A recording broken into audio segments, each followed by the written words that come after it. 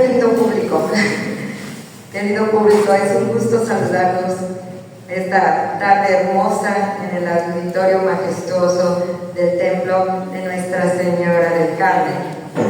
El Obispado Diocesano y la Corresponsalía de Orizaba del Seminario de Cultura Mexicana les damos la más cordial bienvenida. Estamos muy agradecidos con el Obispado Diocesano de Orizaba por compartir este maravilloso e histórico espacio que data del año de 1735. Hoy tenemos historiadores de lujo. El doctor Gerardo Galindo Peláez,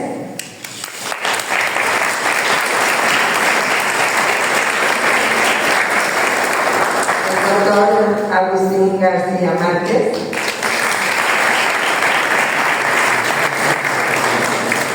el doctor Héctor de Jesús Héctor.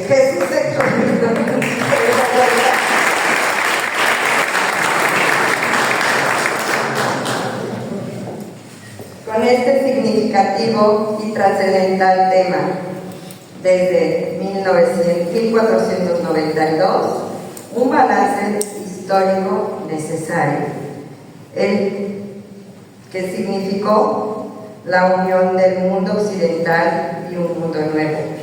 Fue una empresa política, pero también espiritual, muy complicada.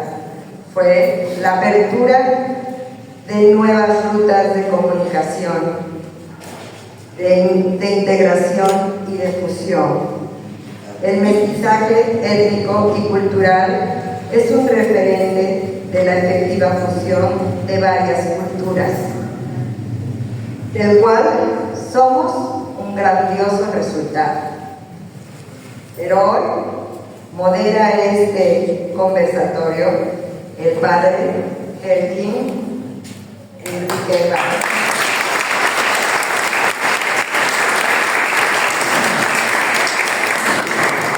Y nos llevará por este apasionante tema.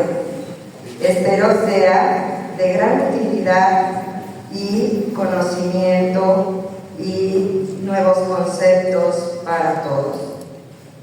Sean bienvenidos, es un gusto tenerlos acá.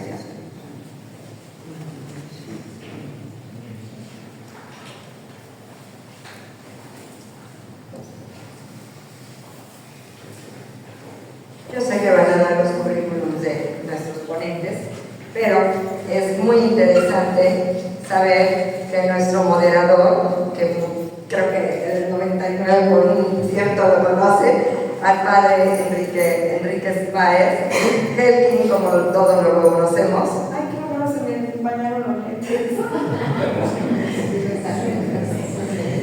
Se me empañaron.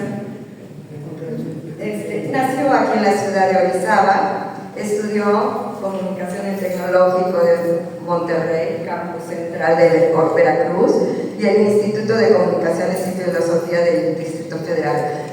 Realizó sus estudios de Filosofía y Teología en el Seminario Arquidiocesano de Jalapa.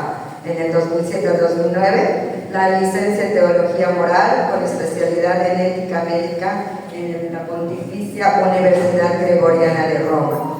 En el 2008 al 2010, máster en Bioética por el Ateneo Pontificio Regina Apostolorum de Roma. En el 2018, doctor en Teología Moral con especialidad en Bioderecho por la Universidad Gregoriana de Roma. Ha sido profesor invitado de la Universidad Pontificia de México. Del 2012 al 13 fue director del Centro de Estudios Superiores Guillermo Nicolás en Orizaba. Actualmente, miembro del Comité Hospitalario de Bioética del Hospital de Salud Mental, Hospital Regional y del Hospital de Especialidades. Ha sido director diocesano de la Pastoral de Medios de Comunicación, ha sido coordinador de la Pastoral de Educación y Cultura de la Diócesis de Orizaba, también director del periódico diocesano Buena Noticia y actualmente es vocero diocesano de la diócesis de Orizaba, párroco del Sagrado Corazón de Jesús de Río Blanco, profesor de Teología Moral en el Teologrado de Diócesis de Córdoba y conferencista y autor de varios artículos. Los dejo en muy buena compañía y disfruten mucho de este conversatorio. Bienvenidos.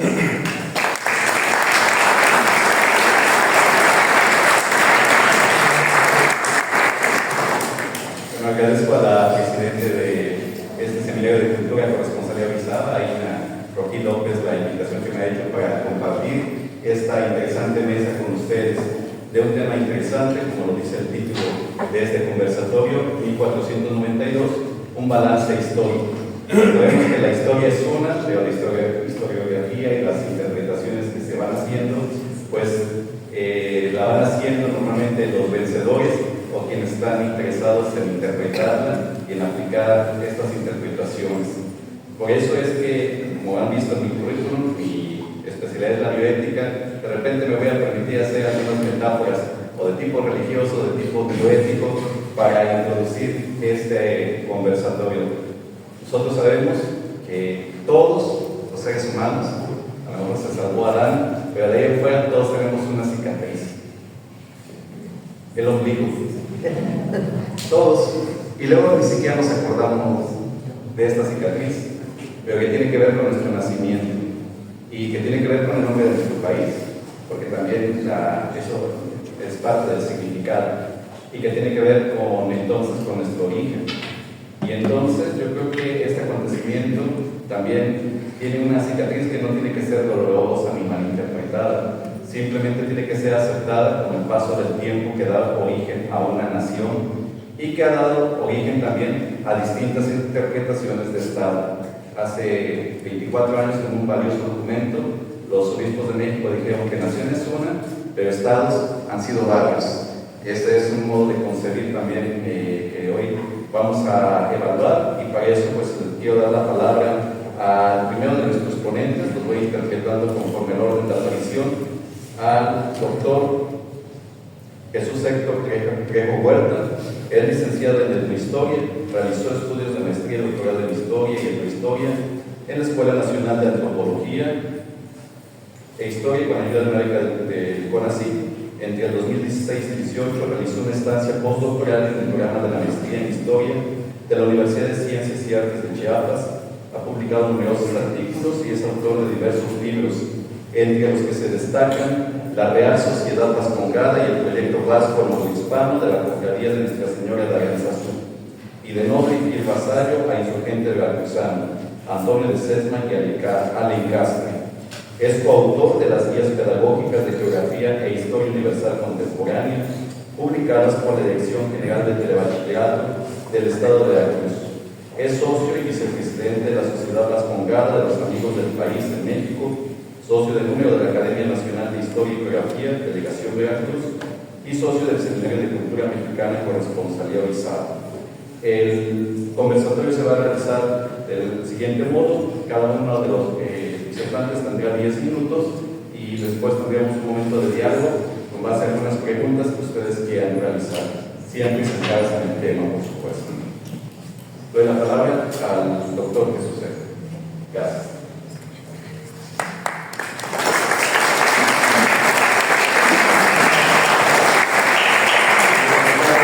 Buenas tardes. En primer lugar quisiera agradecer, por supuesto, al Seminario de Cultura Mexicana Corresponsalía Orizaba y en especial a su mesa directiva, que han sido verdaderos gestores en muchos sentidos de la cultura y la historia de esta bella ciudad y todos aquellos municipios que lo rodean. Naturalmente agradezco también a nuestro moderador, el presbítero Helmut. No tenía yo el gusto de conocerlo, pero creo que es un excelente presentador. Me da la impresión de que nos va a meter en cintura cuando empecemos a debatir temas complejos, ¿verdad? Va a imponer la palabra, como debe ser.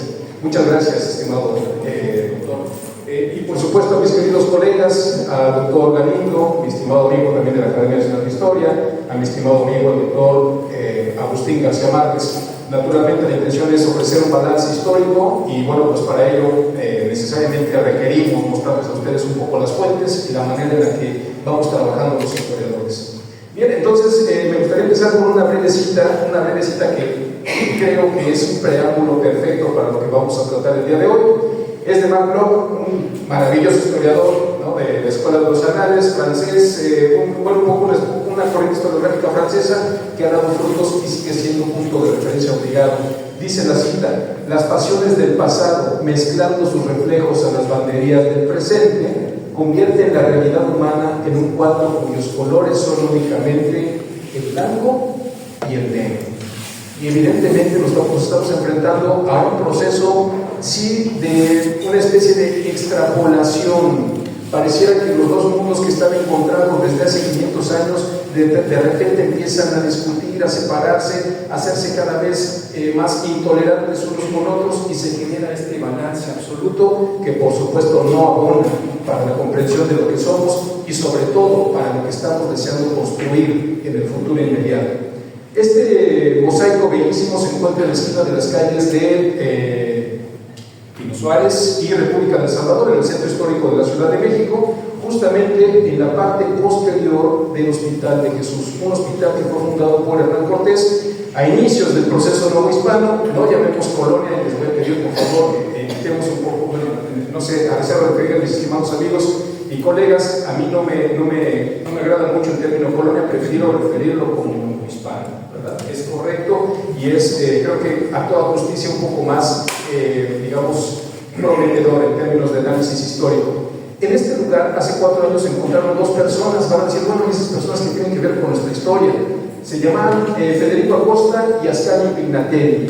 Se reunieron en el sitio donde 500 años atrás sus ancestros, ellos son descendientes de Moctezuma II y Hernán Cortés, se habían reunido un 8 de noviembre de 1519, un lugar histórico importante. En ese lugar, hace 4 años, se volvieron a reunir los descendientes de estas 2 casas, y les aseguro, queridos amigos, pueden ver ustedes el video de YouTube, está colgado, muchas personas le dieron cobertura.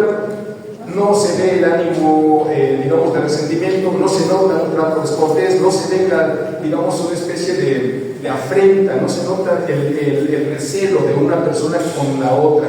Cuando le preguntan al descendiente de Moctezuma II, a don Federico Acosta, qué pensaba de ese abrazo, de ese reencuentro, él decía que era necesario, porque finalmente, retomando las palabras de nuestro querido moderador, hay heridas que conviene verlas como tal, heridas de las cuales se tiene que aprender. No seguir abriéndola y quitándole las costuras para exhibir otra vez la carne y los tejidos, sino más bien empezar a sanarlas.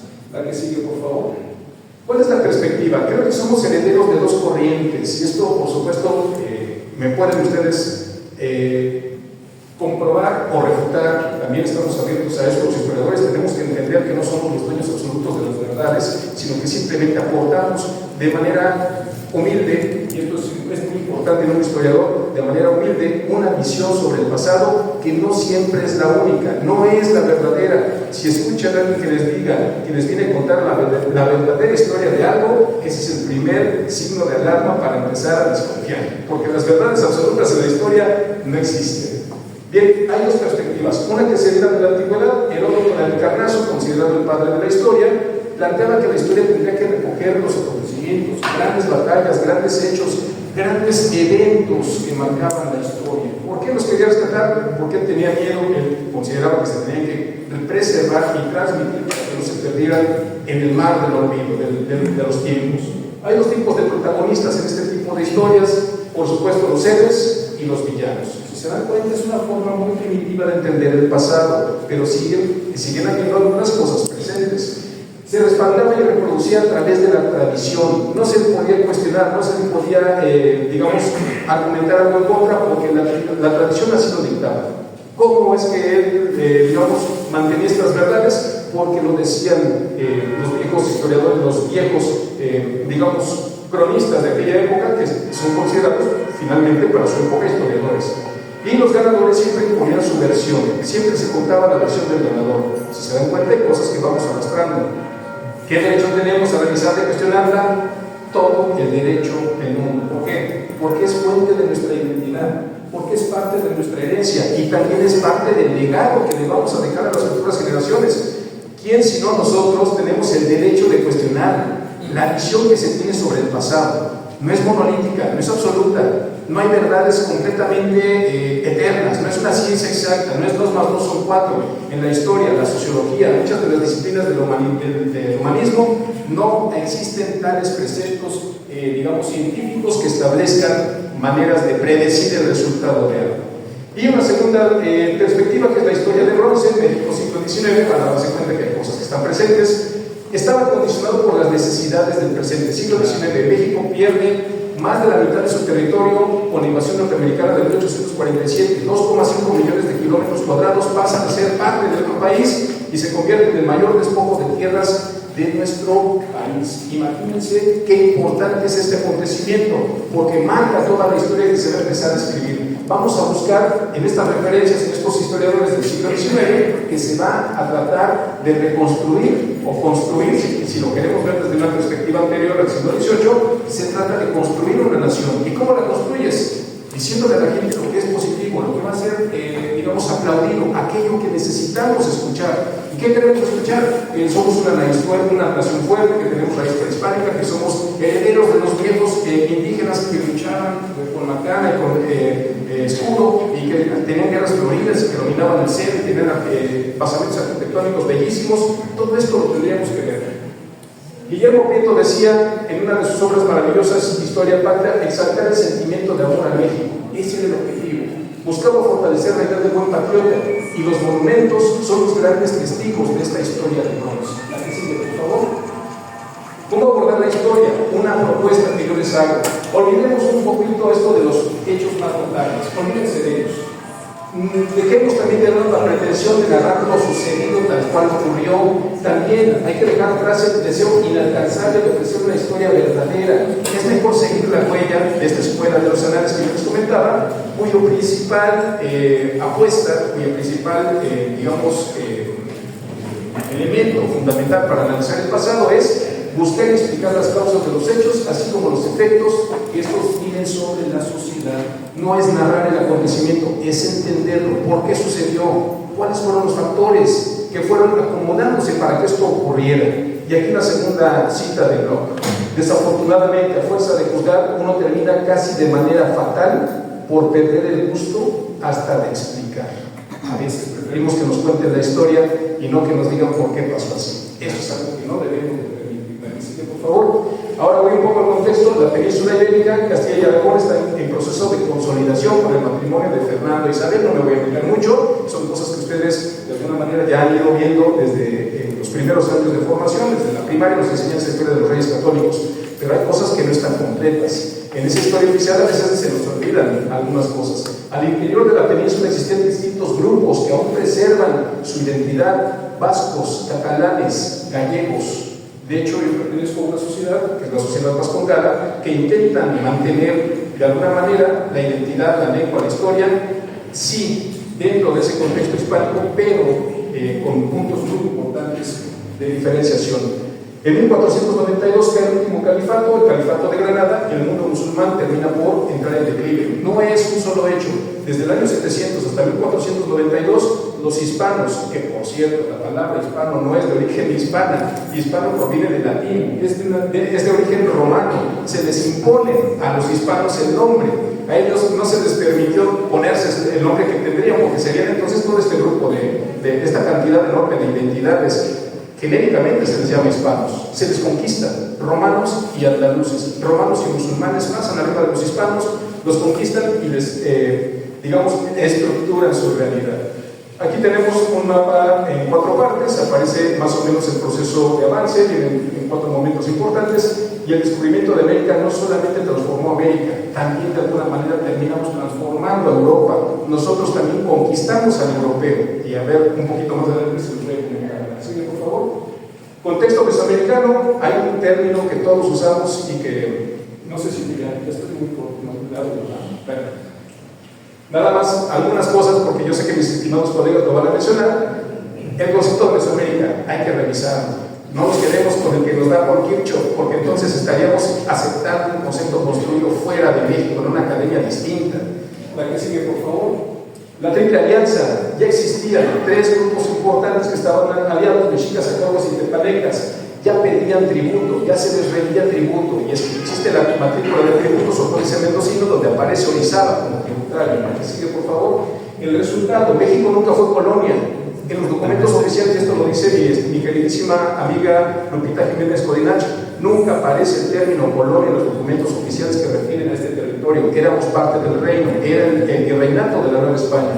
Castilla no solo tuvo recursos económicos, en efecto, hubo mucha lana que se fue, pero también hubo otra que se quedó, y esa se utilizó también para construir acueductos, Salto del Agua, el Palacio de Minería desde el 18 y el Hospital de Jesús. ¿La que sigue, por favor? Herencias importantes, nada más échenle un vistazo. Todos estos alimentos fueron dados de alguna manera de México, de América, a Europa, y muchos de ellos son la base de la gastronomía internacional. Quiten el jitomate, la vainilla y el cacao y dejamos prácticamente inválida la gastronomía de todo el mundo. La que sigue, por favor. Y nada más quisiera compartirles un pequeño video, dura un minutito, no me tardó mucho. Es un panadero, tuve la oportunidad de estar en la Sierra Totonaca hace 3 años, y cuando yo le preguntaba, oiga, ¿y cómo es que llegó el pan a la Sierra Totonaca? Y él lo narra en lengua totonaca, si es tan amable. No van a alcanzar a escucharlo porque no pudimos enlazar la bocina, pero tiene subtítulos. Entonces, este señor nos está diciendo, se los voy a leer por si no lo alcanzan ustedes a ver desde atrás. ¿Sabían ustedes que la primera persona que comió pan en América se llamaba Hernán Cortés? Se fue a España a traer su panadero porque aquí le daban puras frutas, plátano y camote, literal, lo está diciendo así. Entonces fue a traer su panadero e hizo bisquetes. Bisquetes, una palabra española muy antigua. Trajo consigo muchos españoles. Ahí dejamos el video y nada más para terminar, si podemos adelantar un poquito, ya nada más para ver algunas imágenes. Estos jóvenes aprendieron en su lengua materna, la lengua totonaca, a hacer el pan español. Hay momentos de fusión, tenemos que rescatar eso. Somos mestizos, somos la mezcla, y tenemos, gracias a ello, enormes ventajas sobre ambos mundos. No podemos decir si somos indígenas o españoles, somos algo nuevo, algo que puede integrar lo mejor de dos mundos, y es ahí donde yo me quedo, porque mis estimados amigos seguramente no darán más. Muchas gracias.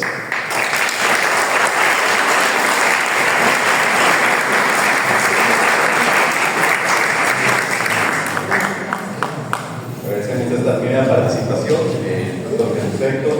Y ahora me permito, aunque ya lo han presentado, pero leer la breve semblanza del doctor Gerardo Antonio Galindo Peláez. Gerardo Antonio Galindo Peláez realizó estudios de licenciatura en Historia en la Facultad de Historia de la Universidad de Veracruz, donde se ha desempeñado como profesor e investigador desde octubre de 1992, y en la que ha fungido como director en 2 ocasiones. Es maestro y doctor en Historia por la Universidad Iberoamericana Plantel Santa Fe en la Ciudad de México. Ha publicado diversos libros, artículos y trabajos de investigación, entre los que destacan el Colegio Preparatorio de Orizaba de 1824 a 1910, Continuidad y Cambios, publicado por la Universidad Veracruzana, coordinador del libro Historia de la Educación en Veracruz, publicado por la misma institución, y la Secretaría de Educación de Veracruz. Recientemente ha cumplido el texto Entre el poder político y el religioso, la construcción del Obispado de Veracruz de 1519 a 1919, que saldrá bajo el sello de la máxima Casa de Estudios de Veracruz. El capítulo del libro Los inicios de la educación superior, en el libro conmemorativo de los 70 años de la Universidad Veracruzana, región Córdoba-Orizaba. Coordinador y coautor del libro Veracruz, Puerta de 5 siglos, de 1519 a 2019, y México en 2 tiempos, de 1521 a 1821, coeditados por Fundación Banamex y otras instituciones públicas y privadas del puerto de Veracruz. Coautor del documental Gabriela Mistral, Rondas de una milla errante en Veracruz, coproducido por TVV, entre otros artículos, capítulos del libro y diversos trabajos de difusión histórica. Sus principales líneas de investigación se desarrollan en torno a las temáticas de historia de la educación urbana y regional.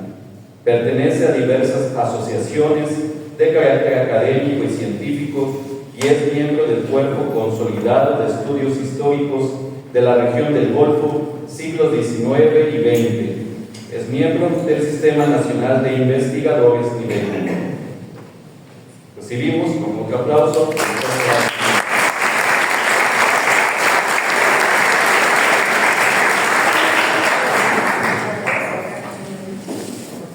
Bien, bueno, para dar continuidad a lo que ya se viene exponiendo y como preámbulo señalaré que siempre este tipo de conmemoraciones, efemérides que tienen que ver con temas en los que está imbuida la política, está imbuida la sociedad, pues resultan en sí mismos complejos, pero quiero aportar con esto algunas líneas de comprensión aunadas a las que ya mi compañero que me antecedió la palabra señalaba.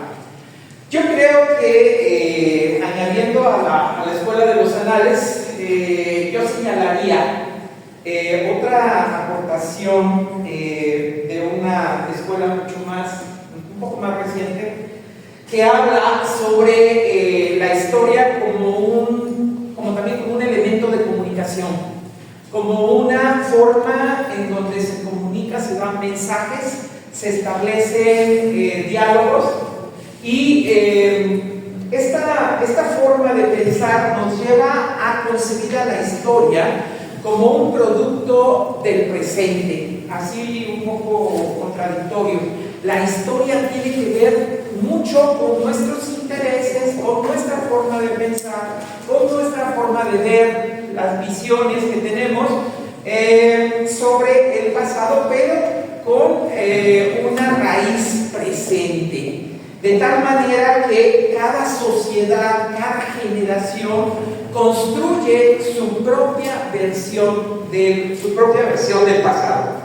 ¿Sí? Entonces, así, por ejemplo, en 1892 se conmemoró el descubrimiento de América y toda América Latina, incluso los Estados Unidos, celebraron, ahí sí podemos entender la palabra, celebraron la llegada de Colón a América. Monumentos, conmemoraciones, concursos, una serie de eventos. En 1992, en 1892 se hablaba como el elemento, el descubrimiento de América como el elemento civilizador. Como viene Europa y nos civiliza, vienen los españoles y acaban con la barbarie. Sin embargo, en 1992, 100 años después, se habla del encuentro de dos mundos. Se habla del encuentro de dos mundos y empieza ya toda una corriente en el sentido de reivindicar el pasado indígena.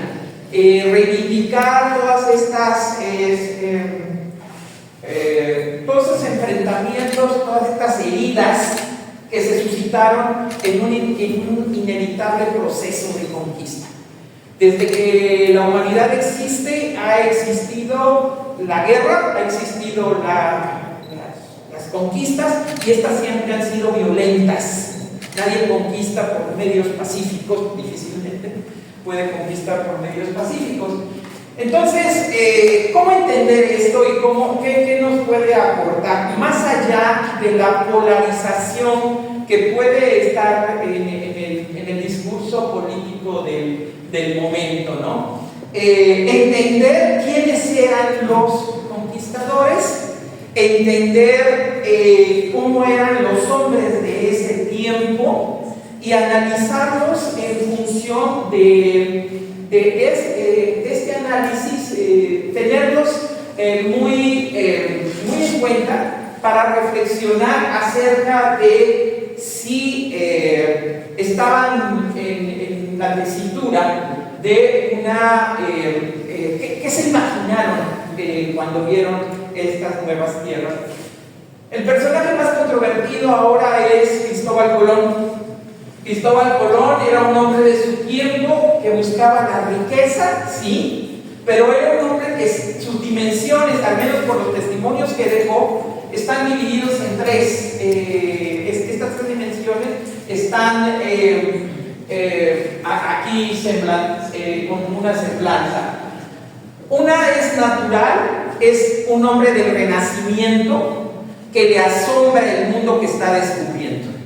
Las cartas que él manda a los reyes católicos hablan del asombro que le produce lo que está descubriendo. Él no estaba pensando en América, él estaba pensando en que tenía como antecedente las narraciones de Marco Polo, y él pensaba que estaba llegando a China en un primer momento, y pues todas sus acciones obedecen a este pensamiento. Entonces, primero, el asombro por la naturaleza. Después, era un hombre religioso, muy religioso, que, por ejemplo, no navegaba en el día domingo, lo respetaba, por decir cómo era su religiosidad. Y la tercera, muy humana, ¿sí? Una tercera que tenía que ver con ese disfrute de la naturaleza, ese disfrute, esa habilidad que tenía para interpretar toda la ciencia náutica del momento. Era un hombre que conocía las cuestiones de la náutica.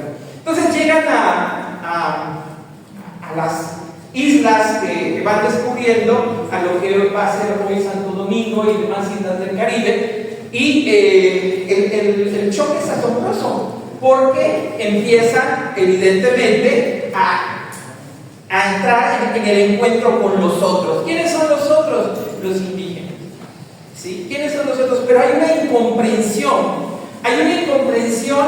porque está esto permeado de un hombre que es hombre del Renacimiento, es un hombre religioso, pero es un hombre con una carga, y no solo él, sino los que vienen con él. Traen una carga, como lo dijo mi compañero, de 7 siglos de conquista musulmana, contra los musulmanes, ¿sí? en la península ibérica. 7 siglos que esa lucha por establecer el territorio. Hay intolerancia en su modo de pensar, sí, hay intolerancia, hay un sentimiento de superioridad, y como el otro es diferente, pues entonces es inferior. Y de ahí empieza, ¿no?, el asunto de donde se desprende muchísimas cargas que van a estar permeando el asunto de la conquista, ¿sí? Ahí tenemos los viajes que realiza Colón. La actitud de Colón respecto a los indígenas parte de la percepción que tiene de ellos. 2 maneras de percibirlos: como seres humanos completos, idénticos, y entonces hay una actitud de asimilación, ¿sí? Los quiere asimilar, pero también hay una actitud de la diferencia, los siente inferiores, niega la existencia de una sustancia humana, y no es el único. Se van a tardar algunas décadas una discusión en si son seres humanos los indígenas en América, ¿no?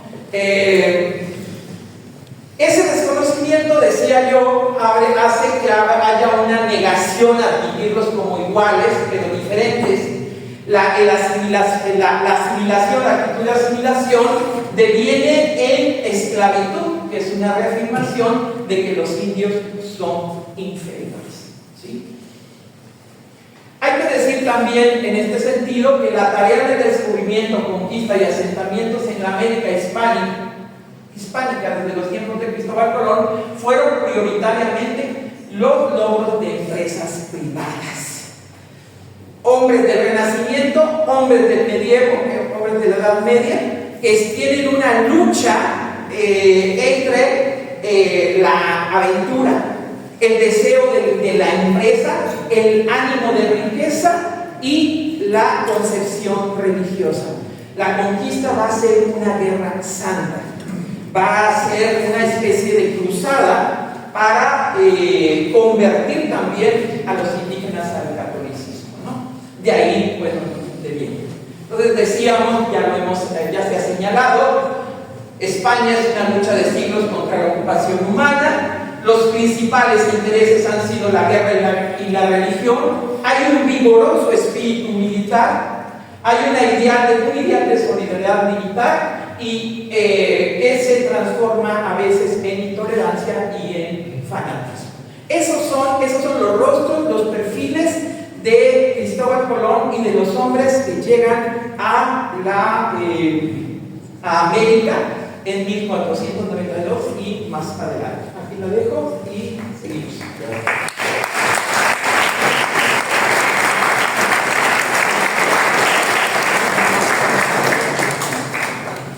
Sí, en el micrófono me escuchan allá atrás. Sí. Pero que también estoy de teatro, entonces vamos a aprovechar un poquito, porque no. Tengo el honor de presentar a nuestro paisano, el doctor Agustín García Márquez. Él es egresado de la Facultad de Historia de la Universidad Veracruzana, realizó maestría y doctorado en estudios mesoamericanos en la Universidad Nacional Autónoma de México, cuenta con diversas publicaciones acerca de la historia y cultura indígena de Veracruz. Actualmente es profesor de la Universidad Pedagógica Nacional, cronista oficial de Huihuapan y vicepresidente del Seminario de Cultura Mexicana, corresponsalía en Orizaba. Cedo la palabra al doctor Agustín García.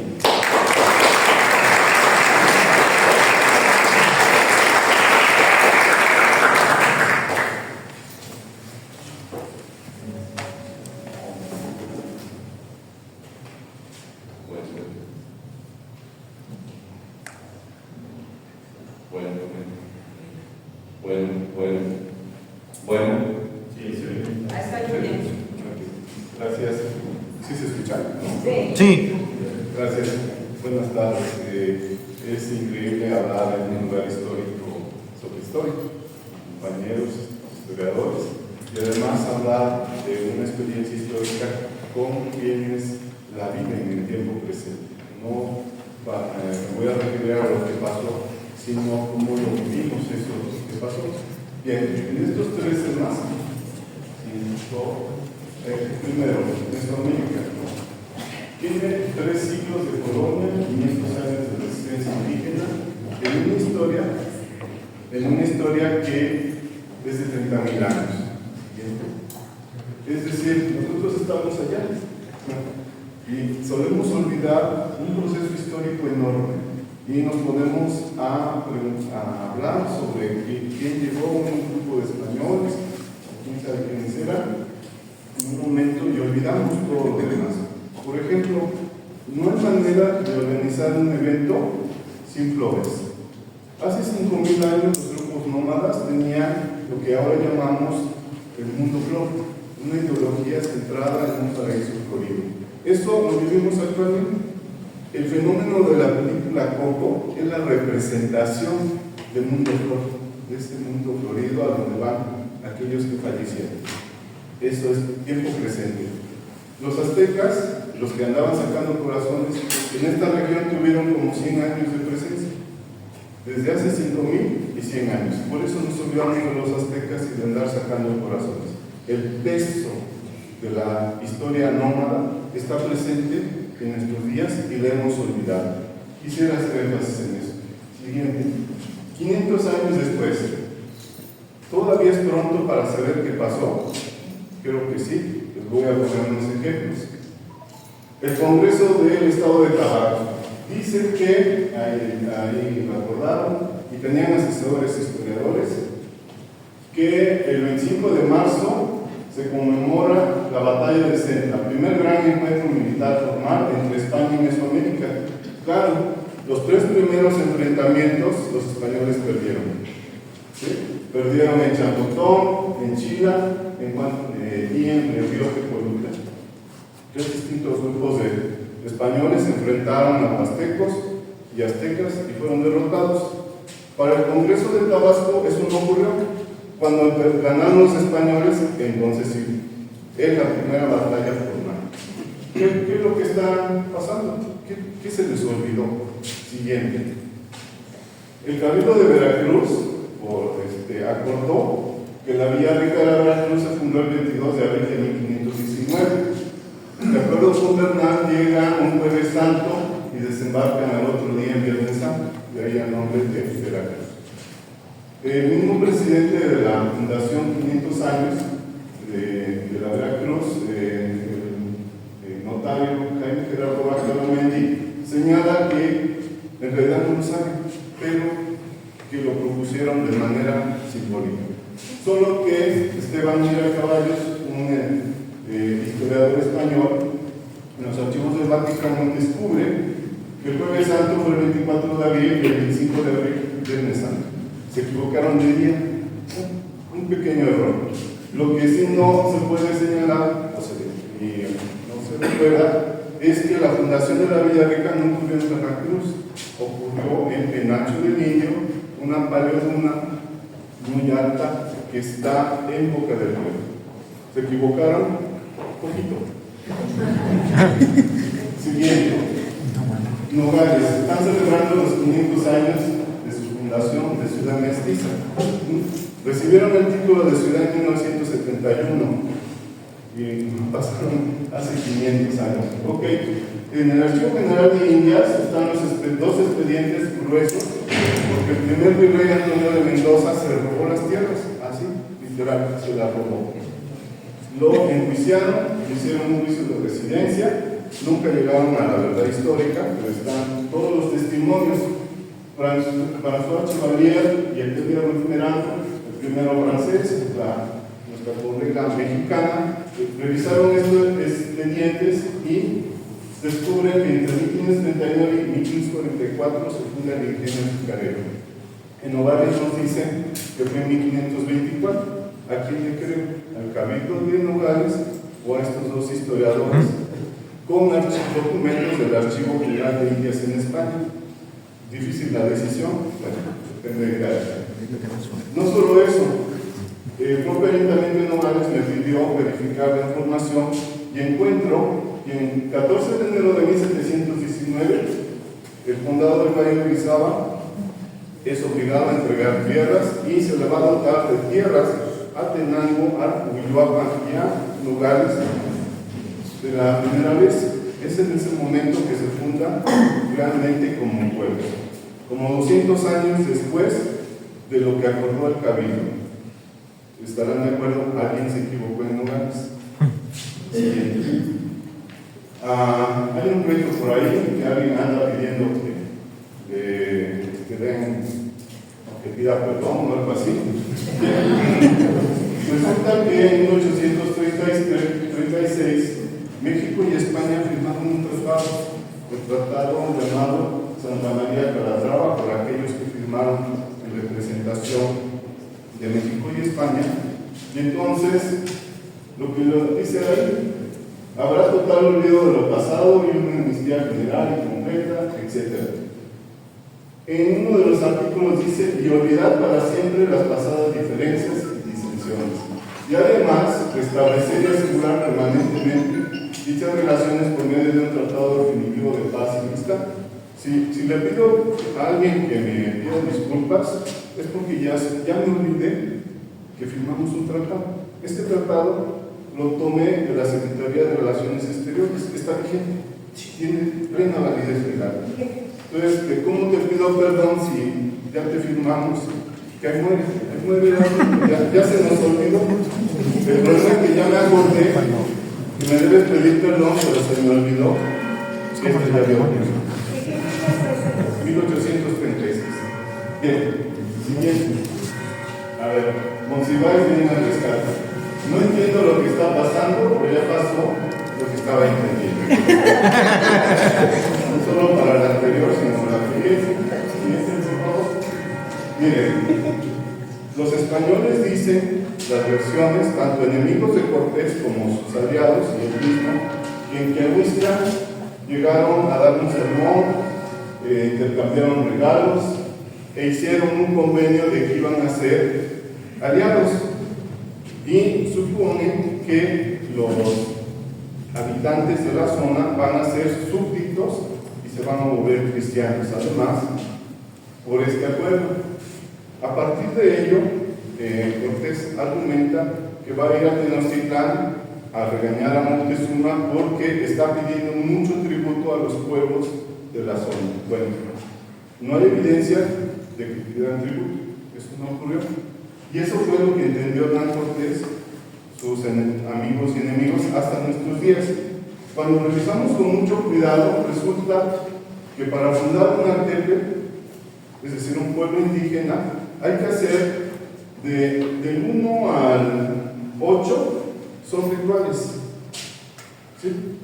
Hernán Cortés y los españoles, los que le acompañaban, participaron en todos estos rituales para fundar un Artepe dentro de la tradición cultural mesoamericana.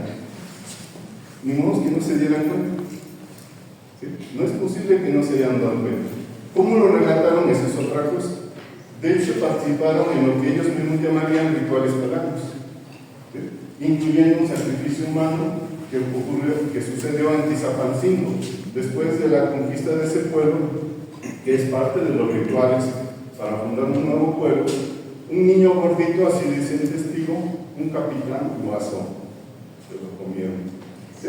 Entonces, en eso participaron.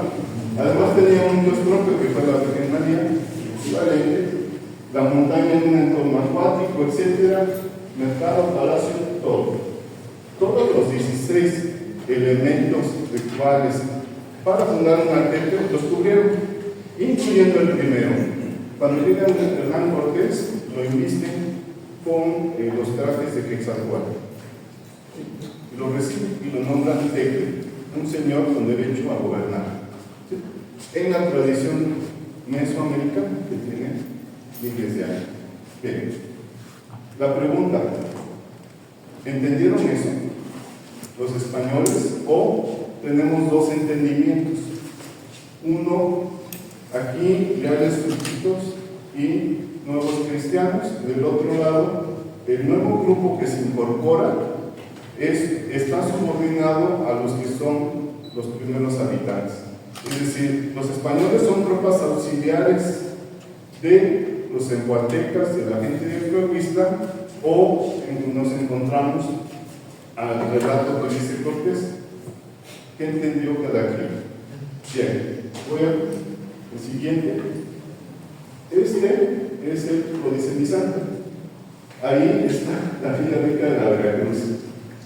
Está representado porque la parte baja es donde sale agua, es el símbolo de agua.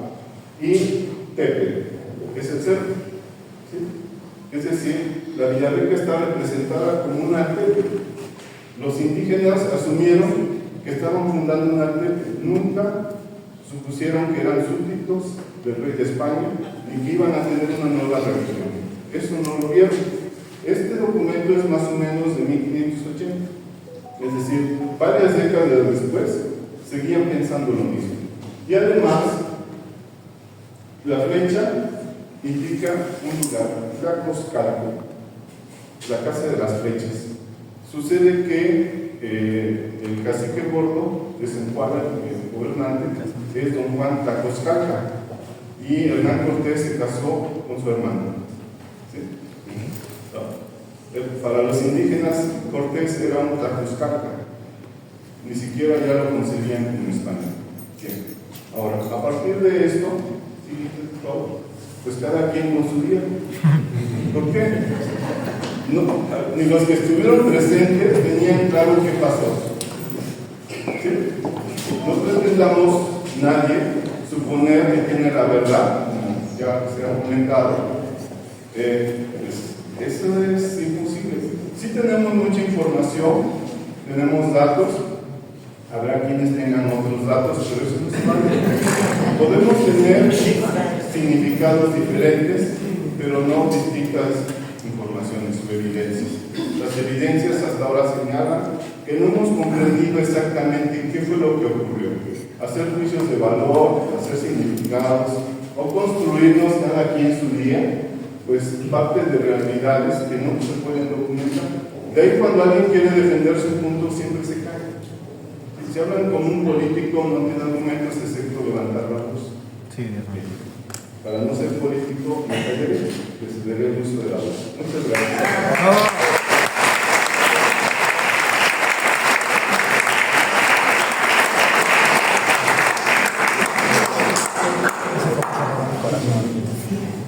Al origen de la vida humana, sabemos que la conjugación de la primera célula que da origen a un nuevo ser humano es la fusión entre 23 cromosomas que aporta el padre y 23 cromosomas que aporta la madre. Y algo así se da en esta cuestión histórica donde pues ambas realidades se han mezclado, se han fusionado y han dado origen a la realidad que hoy nuestros ponentes nos han presentado. Voy a dar la palabra a ustedes, pero lo vamos a hacer de este modo. Les voy a pedir que por favor sus preguntas me las pasen por escrito para darme el tiempo de discernir las preguntas que correspondan al tema y las que no correspondan, por obvias razones. Entonces les doy un tiempo para escribir su pregunta y enviarlas, por favor. Si alguien de los jóvenes fuera del lado, de los miembros del seminario, por favor, si alguien quiere enviar su pregunta, las enviará.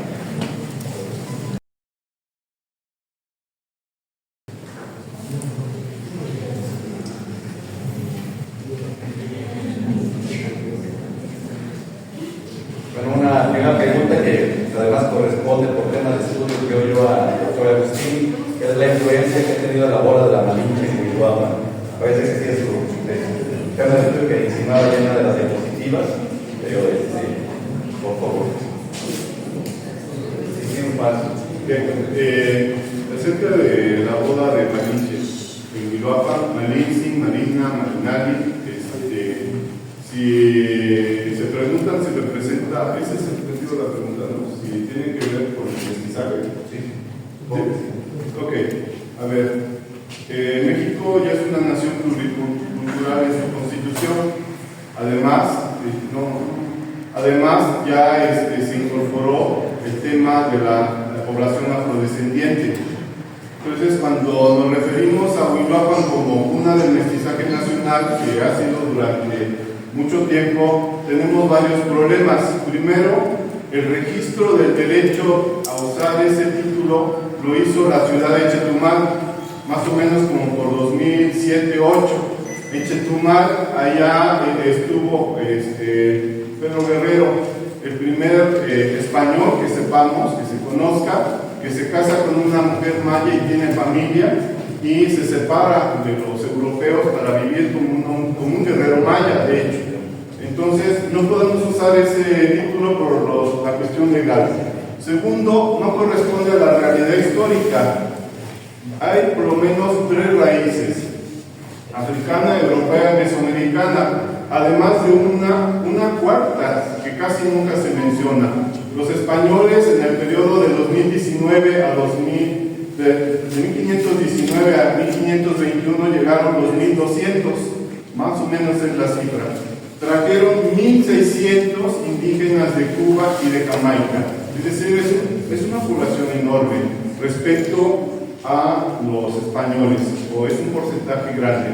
Ellos vienen de contrabando, no están registrados en las fuentes, solo aparecen en las acusaciones entre españoles que tú contrabandeaste, tú fuiste más malo que yo, etc. En ese contexto aparecen. Y además, ellos, a diferencia de los europeos, traen mujeres. En este periodo de la conquista llegan alrededor de 20 mujeres, ¿sí? Y los indígenas del Caribe es casi 50 y 50. Entonces, la posibilidad de mestizaje biológico es más alta para los grupos indígenas del Caribe, especialmente en la costa del Golfo. Estaríamos hablando entonces de 4 raíces. La boda de Malinche no lo representa, solo son 2 de 4. Entonces, por eso no usamos esta idea del mestizaje. Respecto a la otra controversia, que si se casó o no, a eso no tenemos ninguna duda. Hay una piedra grabada con los nombres de Fray Juan de Texo y Fray Juan de Ayora, los 2 frailes franciscanos flamencos que venían en la expedición en 1524. no hay ninguna duda de que la expedición se establece en Quihuapa. De hecho, los habitantes de Necoxtla tienen una segunda leyenda. Ellos se asumen como desertores de la expedición que se van a fundar Necoxtla. O sea, hay dos leyendas que avalan, o dos tradiciones orales que avalan este hecho, el testimonio de Bernal Díaz del Castillo y evidencia arqueológica. Entonces, en ese sentido no tenemos mayor problema sobre el hecho. La cuestión es el significado. ¿Qué significa la boda de Malintzin en Quihuapa? Lo estamos proponiendo como el fin del periodo de la guerra, de la violencia, de la conquista, para el inicio de una nueva nación, que además tiene un contenido católico muy fuerte. Entonces, esa es ahorita la propuesta acerca de su significado, y no el asunto de mestizaje. No tiene mucho sentido ni político, ni coincide con lo que realmente ocurrió, para no hablar de las cuestiones jurídicas que están muy presentes. Gracias.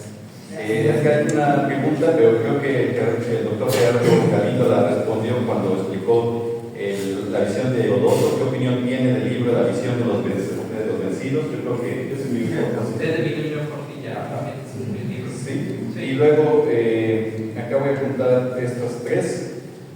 ¿Por qué tenemos necesidad de sacar la herida de la conquista? ¿Por qué el resentimiento inculcado hacia los españoles en las escuelas? Y que se dice que antes de Colombia habían llegado otras culturas como fenicios, vikingos, cartagineses, hebreos, etc. Bueno, esa es la pregunta, ¿no? Entonces, sí la paso. Bien, ¿por qué me voy a centrar en la pregunta del resentimiento? Creo que en el siglo XVIII se empieza a construir una corriente muy importante, que es de los llamados criollos, los hijos de españoles y indígenas que ya nacieron en América, y empiezan a reivindicar, hacer la diferencia frente a los peninsulares, porque obviamente los peninsulares empezaron a tener una serie de privilegios y demás cuestiones de tipo político y económico. Entonces, en Europa todavía se seguía con la idea de que los americanos eran inferiores. Entonces empiezan a rebatir, los americanos empiezan a rebatir a los europeos, autores europeos, y decir, bueno, hubo civilización en Roma, hubo civilización en Grecia, como la hubo aquí. Entonces empieza una comparación entre lo que se conocía el mundo clásico, el mundo occidental, europeo en ese momento, y lo que reivindican que existe aquí. Se hace esta comparación y se aúna a un sentimiento de justicia por también acceder, obviamente, al poder político y al poder económico. Esto es una línea que viene desde finales del siglo XVIII, empieza a recrudecerse, obviamente, con los movimientos de independencia. Aquí no vamos a repasar por qué se dan los movimientos de independencia, pero sí recordar que los movimientos de independencia no son, son acaudillados por criollos, fundamentalmente. Sí, por ahí se decía en las viejas lecciones de historia que los españoles hicieron la independencia de México, ¿no? Y así fue, para no seguir las políticas del despotismo de Fernando VII, ¿no? En 1821. Entonces, esto al lograrse la independencia, se hace necesaria una historia propia, una historia que reivindique a lo local. Y luego el liberalismo, ¿sí? A mitad del siglo XIX, construye una idea, retoma esta idea, y entonces para los liberales el mejor indio es el indio muerto, ¿sí? Que es una constante que viene hasta el siglo XX, ¿sí? No nos interesan las condiciones actuales de los indígenas, nos interesa pedirle que nos pidan perdón. Fíjense el discurso político. Nos interesa que nos pidan perdón, pero no nos interesa o no le damos énfasis a verdaderamente sacar al indígena de su postración, de su marginación, de sus condiciones de pobreza y de su exclusión. ¿Sí? Entonces, ese es un discurso como una caja china, ¿no? Un distractor para ir verdaderamente a los problemas. Pero esto se construyó durante mucho tiempo. El Estado mexicano revolucionario, en los años 20 y 30, le interesaba asimilar al indígena, que aprendiera español, que se integrara al resto de la sociedad, que se mestizara. Hay estudios interesantes de cómo la población indígena se va reduciendo por un proceso de asimilación, porque hay una sociedad que discrimina y que no permite al indígena desarrollarse en sus condiciones más óptimas, ¿no? Entonces, eso está como muy presente en toda esta discusión.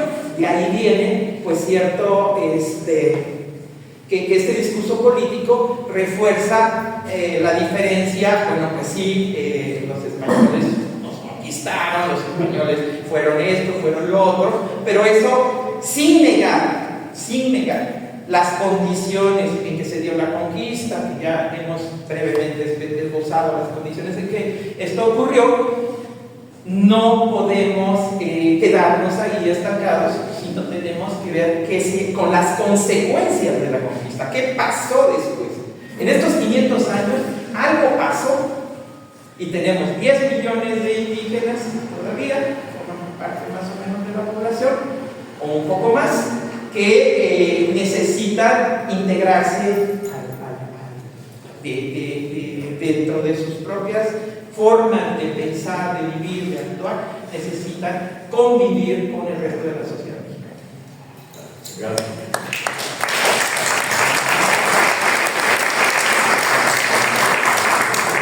¿Cuál es la ventaja de un conversatorio como este? Porque así dato mata relato. Bien, vamos ahora. Yo sé que había un par de preguntas más, pero originalmente este conversatorio estaba diseñado para el tiempo de 1 hora, el cual ya llevamos un poquito más, a no ser que nuestro presidente diga que podamos extendernos otros minutitos, pero si no, esta sería la última pregunta. Sí, ok. Bueno, pues yo creo que iría dirigida al doctor Jesús Héctor Trejo por el área de investigación. La comunidad vascongada fue pionera en cambiar algunas costumbres. Aldaco, Meave fundan el Colegio de las Vizcaínas sin auspicio del clero. ¿Qué tan importante y significativo fue la intervención de los vascos en la comunidad novohispana? Pues muchas gracias. La pregunta en realidad es una gran provocación, porque es una comunidad a la cual a veces se le presta muy poca atención. Pensamos regularmente, y es un fenómeno muy del siglo XVI y que seguimos arrastrando, reducimos ambos mundos. Al indígena lo vemos como indio, sacrificando sus identidades, no distinguiendo entre tlaxcaltecas, cholultecas, ochimilcas, charcas, ¿no? Los vemos como indios. Es una categoría enorme donde caben muchos colores. Y del otro lado pasó exactamente lo mismo. Del otro lado también vemos a los españoles, los blancos, sin darnos cuenta que también tienen una serie de características que los distinguían y nos siguen distinguiendo aún en nuestros días. La impronta es muy interesante, es, digamos, un tema que a mí en particular me apasiona mucho, pero me gustaría nada más resaltar un par de cosas. En efecto, la comunidad vascongada tuvo una presencia numérica muy reducida, siempre estuvieron relacionados con las élites, muchos de ellos mineros, algunos empresarios, algunos de ellos funcionarios eclesiásticos. El primer arzobispo es de origen vasco, Fray Juan de Zumárraga, que tiene un sepulcro bellísimo justamente en la parte baja del templo mayor de la catedral. Si ustedes van, dense una vueltecita y van a ver el tipo digamos, de representación que se le da a la primera gran autoridad del clero en México. Personajes vascos: Sor Juana Inés de la Cruz, Juana de Asbaje y Ramírez, también descendiente por el lado materno de origen vasco. Ella hablaba en euskera. Hay algunos poemas en donde ella dice, se lamenta porque tiene una lengua cercenada. Al hablar de su lengua cercenada se refiere a que el euskera ya no lo habla como lo hablaban sus ancestros, pero era heredera de esa tradición. El mismo Alzate Ramírez, el gran científico novohispano del siglo XVIII, también de origen vasco, también perteneciente a la sociedad vascongada, amigos del país. Y así como él, 540 socios, que sería muy largo relatarles, pero una cosa muy interesante, vascos y navarros fueron muy cercanos, y aquí en Orizaba tuvimos a un navarro que también formaba parte de estas sociedades, la Real Sociedad Tudelana, hermana menor de la Vascongada, que fue intendente del ejército insurgente, fue comandante de los resguardos del tabaco en Orizaba y también fue una pieza clave para el movimiento de independencia. Muchos vascos y navarros se suman al proceso de independencia. Hablemos de Javier Mina, por ejemplo. Él no era de origen hispano, él más bien venía de la península, pero también pensando en ese proceso de libertad o liberar de alguna forma estos territorios que en efecto no estaban todavía imbuidos en el proceso nacionalista, pero estaban en un proceso de inflexión política. Entonces, el tema es enorme. Colegio de las Vizcaínas, algún día se puede dar una vuelta por allá, en el centro histórico, a unos cuantos pasos del metro Salto del Agua, van a darse cuenta de que es el único colegio que ha mantenido su funcionamiento desde que se funda en 1767 hasta la fecha. No han interrumpido clases desde el final del siglo XVIII hasta hoy en día. Hoy salieron de clases como a las 5 de la tarde y siguen funcionando gracias a que fue una fundación de particulares, no tenían financiamiento gubernamental, no tenían relación directa con el clero. Si hay una capilla bellísima dedicada a Nuestra Señora de Aránzazu, había capellanías y una serie de situaciones, pero era independiente porque era de particulares. Es un colegio bellísimo, vale mucho la pena que lo puedan visitar algún día. Y bueno, para no alargar demasiado, muchas gracias.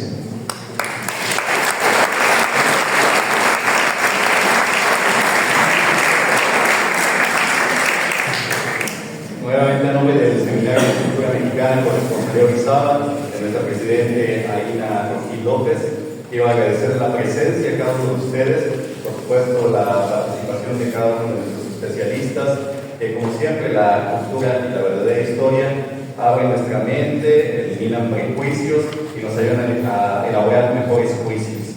Muchas gracias. Cedo la palabra a nuestro presidente.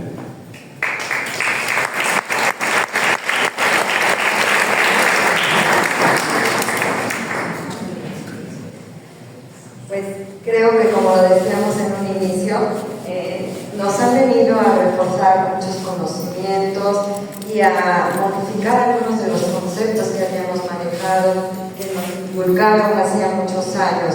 En verdad, muy agradecida por la participación, sobre todo la de ustedes, porque gracias a su presencia podemos hacer este tipo de eventos, el Seminario de Cultura, donde elaboramos y contribuimos con nuestro aporte a la cultura. Algunos de los compañeros aquí presentes, por favor, Judith, mamá, Itzel, por favor nos acompañan. Voy a hacer entrega de unos reconocimientos a nuestros compañeros y a nuestros invitados, y sobre todo agradecer a Padre Elki por su maravillosa conducción de este evento. La corresponsabilidad de Orizaba del Seminario de Cultura Mexicana otorga el presente reconocimiento al doctor Jesús Héctor Trejo Puerta por su participación en el conversatorio 1492, un balance histórico necesario, Orizaba, Veracruz, jueves 24 de octubre del 2024, y mi rúbrica. Muchas felicidades, muy agradecida.